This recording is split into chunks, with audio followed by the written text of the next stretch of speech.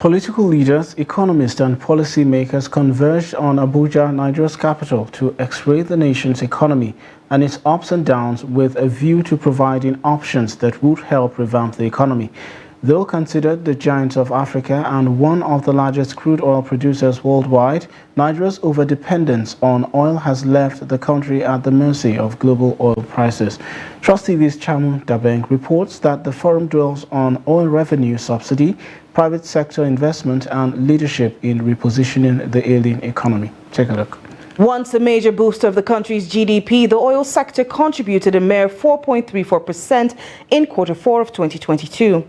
Nigeria's reliance on crude oil as its major export has now become a setback in the nation's quest for economic development, as the country grapples with challenges like the volatility of global crude oil prices as well as oil bunkering in the Niger Delta, which has drastically reduced Nigeria's oil output, dropping from an estimated 2.4 million barrels per day to about 1.3 million barrels per day, with an estimated $700 billion revenue. However, leaders at the subnational level spoke on the importance of leadership and the role it plays in boosting the country's economy. These episodes of surge and decline depends on the leadership at any point in time, the stock and content of human capital in the government, and then where the government gravitates in a spectrum of between what I call the two T's, transactional leadership, transformational leadership.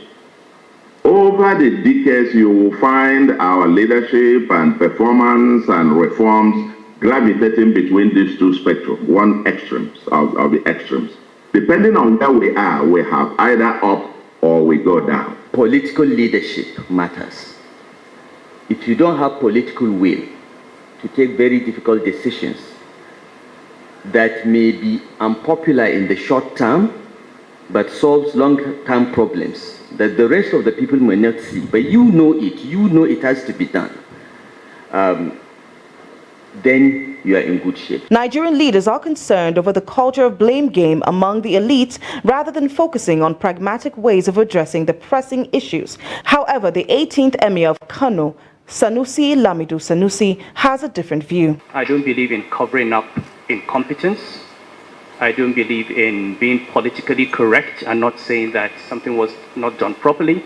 And if we want to really make progress in this country, we have to learn from the good and the bad. We have to see what we did right, but we also have to look at where we went wrong. If I have a new government on May 29 that tells me, oh, I'm going to continue paying this subsidy for the next 3 years, I'll phase over 3 years, I'm going to say you're not serious.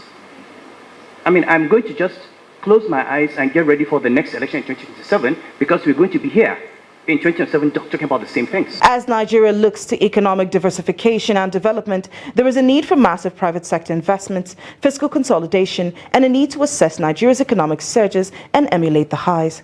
Chamun Dabeng, Trust TV News, Abuja.